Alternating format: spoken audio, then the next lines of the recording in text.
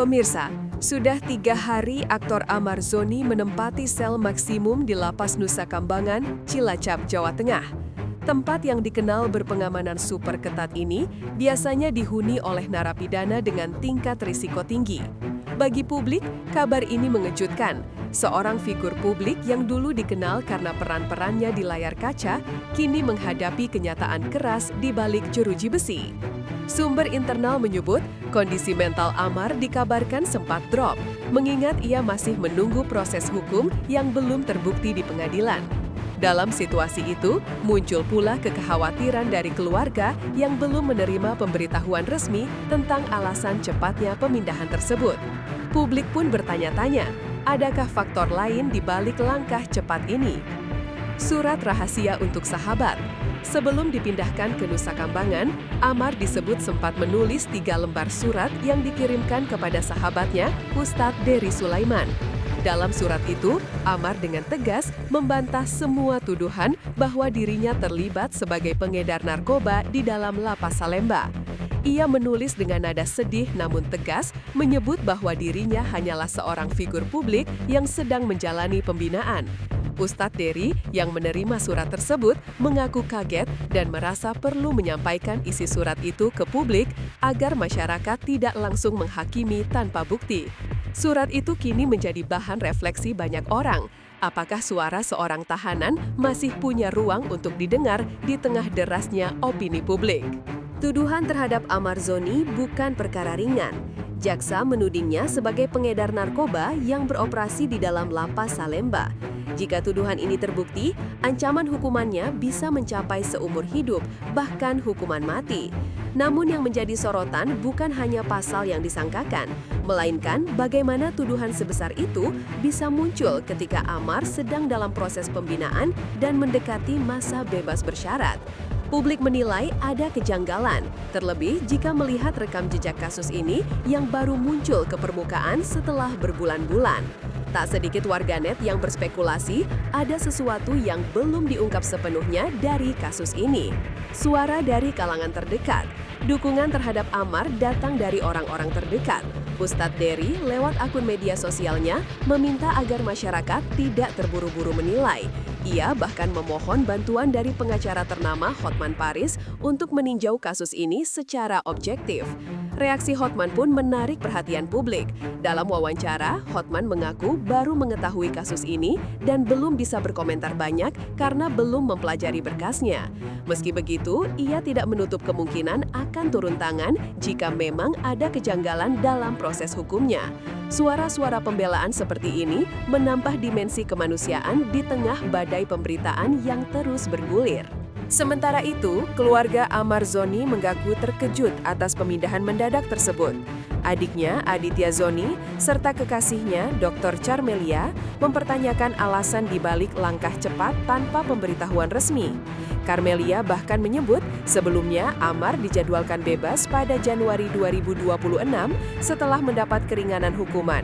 Mereka merasa aneh mengapa justru di saat kebebasan hampir tiba, muncul kasus baru yang membuat masa tahanan semakin panjang.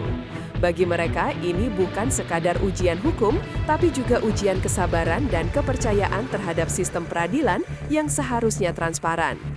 Kejanggalan waktu kasus. Kejanggalan lain yang menjadi perhatian publik adalah soal waktu.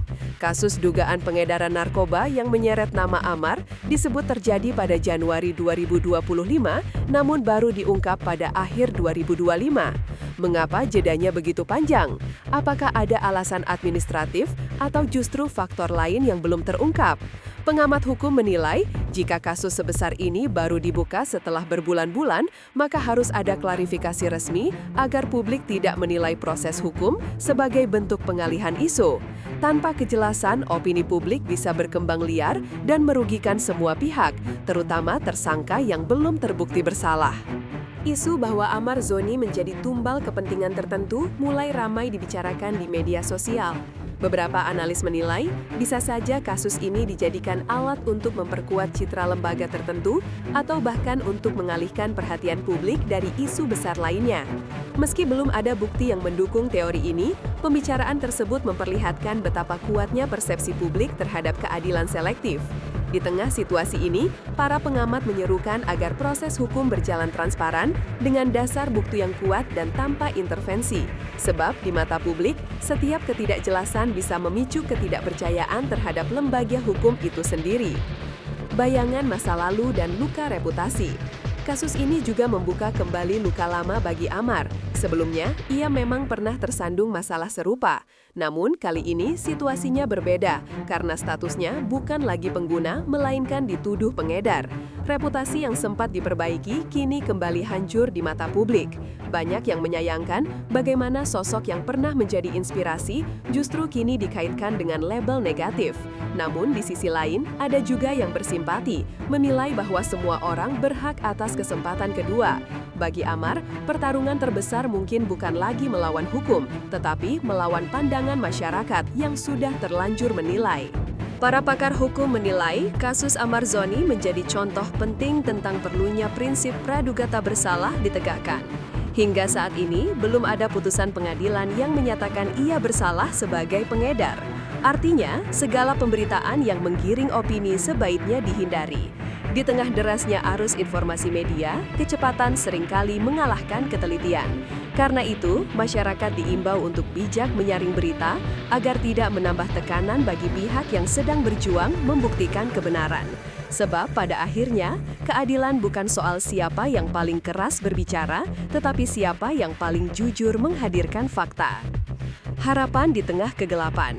Kini, di balik tembok tebal Nusa Kambangan, Amar Zoni menghadapi masa sulit yang mungkin akan menentukan arah hidupnya ke depan.